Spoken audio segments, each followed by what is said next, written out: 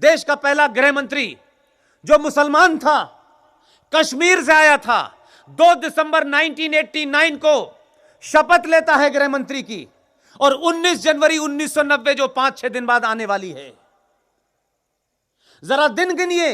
2 दिसंबर 1989 और 19 जनवरी 1990 मात्र 45 या 50 दिन होते हैं।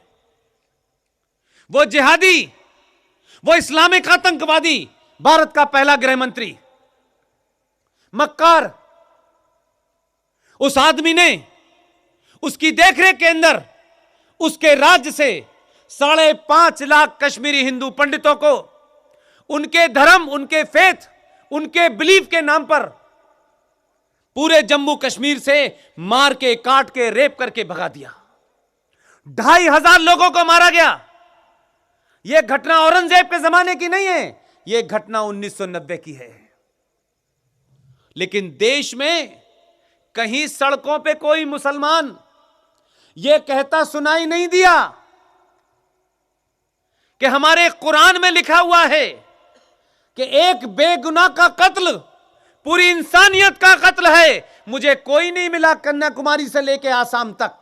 यह मक्कार, यह मुनाफिक, यह गद्दार नहीं बोले। आपको 2 घटनाएं बताता हूं मैं। अब तो फिल्में बन रही हैं। एक महिला कश्मीरी हिंदू पंडित, वो भी 1990 में जैसे हजारों लोग भागे, कुछ कपड़े भी नहीं थे। सोचिए कि जो लोग 5 या 7 डिग्री टेम्परेचर में रहते थे, उनको दिल्ली में 50-50 डिग्री टेम्परेचर में क्या क्या बीमारी हुई पिछले 30 साल से, कोई पूछने नहीं आया। किसी ने नहीं पूछा कि भाई ये कश्मीरी हिंदू पंडित, इनका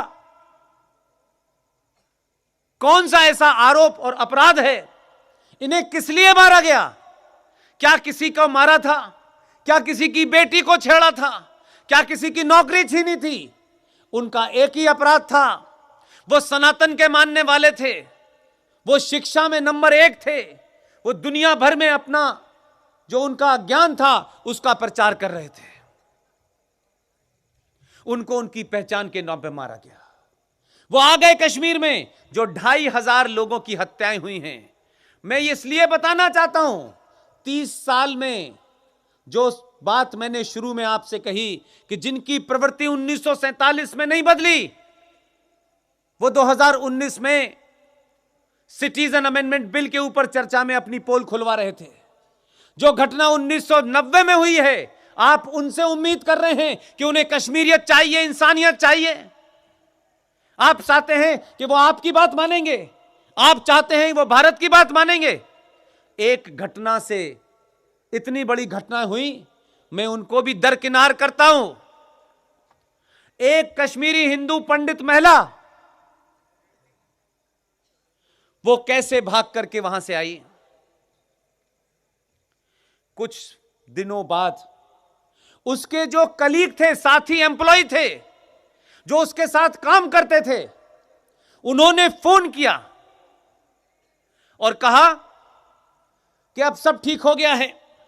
प्रदीप भाई कहा सब ठीक हो गया है, तुम आ जाओ, तुम अपने पिछले इतने समय की जो तनख्वाह है वो भी ले लो।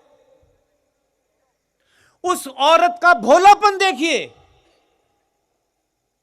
उसने ये सोचा कि शायद मॉब मेंटलिटी के अंदर, भीड़ की मानसिकता से शायद यह अपराध हो गया हो। ये कलीग मेरे साथ 20-20, 30-30 साल से नौकरी कर रहे हैं। उसने उन पे यकीन कर लिया। वो महिला श्रीनगर चली गई। उस महिला के साथ उन 21 के 21 एम्प्लॉय ने सामूहिक बलात्कार किया। और बात यहीं तक नहीं रुकती। सामूहिक बलात्कार करने के बाद उस महिला के सारे कपड़े उतारे और हाथ से जो आरा मशीन थी उसमें उसके 4 टुकड़े कर दिए। वो कहते हैं हमें इंसानियत चाहिए, कश्मीरियत चाहिए, तुम्हें कोई इंसानियत नहीं चाहिए, कोई कश्मीरियत नहीं चाहिए, तुम्हें 303 चाहिए। ये देश में ऐसे लोग रह रहे हैं, सत्ता पे काबिज हैं, संसद में बैठे हुए हैं, आपके कानून बनाने वाली मशीनरी के साथ जुड़े हुए हैं। सत्ताएं बदलने से सब कुछ नहीं होगा, सत्ताएं बदलना पहला कदम है। एक एक दिन में 48 घंटे का जीवन जीना होगा, तब जाकर के चीजें बदलेंगी।